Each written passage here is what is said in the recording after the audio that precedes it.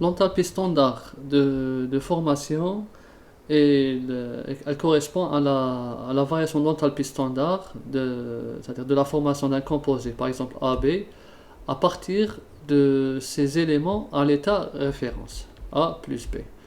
Ces deux éléments sont dans un état référence. Et c'est quoi l'état référence? C'est l'état le plus stable de l'élément dans les conditions standards de pression, 1 bar, et à une température donnée. Généralement, on rapporte pour 298 Kelvin, toujours. Par exemple, la molécule 1,2, son état de référence, c'est-à-dire sous une pression de 1 bar et à une pression de 298 Kelvin, c'est quoi? C'est cette molécule, elle est dans un état gazeux. Donc 1,2 c'est 1,2 gaz. L'état référence de 1,2 il est gazeux. Par exemple l'éthanol, son état référence il est liquide à 1 bar et 298 Kelvin. Maintenant, pourquoi on a besoin de cette, variation d'enthalpie standard de formation? Dans quel cas on va l'utiliser? On va l'utiliser pour déterminer la variation d'enthalpie standard d'une réaction chimique. On a une réaction chimique de type A plus B qui donne C plus D avec les coefficients A, B, C, coefficient stoichiométrique D. L'enthalpie standard de la réaction est déterminée à partir des enthalpies standards de formation.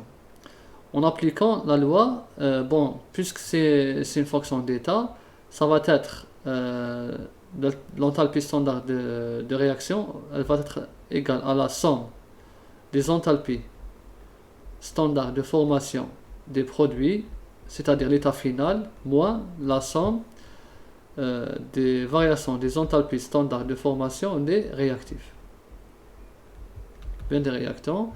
Et bien sûr, il faut prendre en considération les coefficients stoichiométriques. Dans ce cas, ça va être comme ça, C fois l'enthalpie standard de formation de C plus D, l'enthalpie standard de formation de D, moins, donc là c'est l'état final, car l'enthalpie est une fonction d'état, moins, donc A, l'enthalpie standard de formation de A, plus B, l'enthalpie standard de formation de B. Voilà. On va juste faire un exemple d'une réaction chimique. Donc là, on va voir un exemple.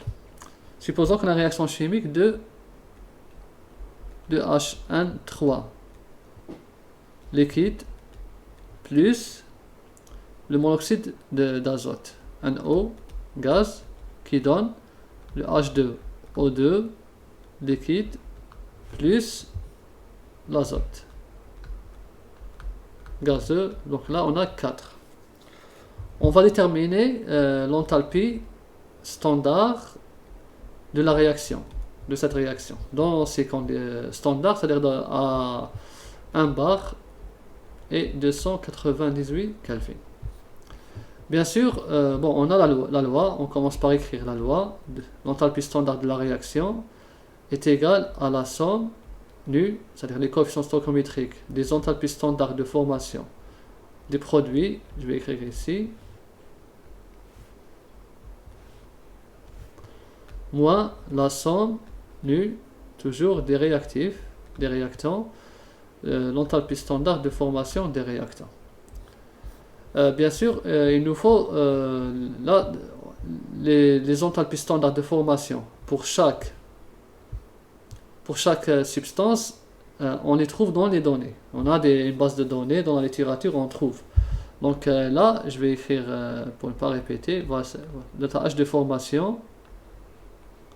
Bon, celui de NH, c'est pas bon, pour ne pas confondre, je vais mettre un tableau, c'est mieux. Ici la substance,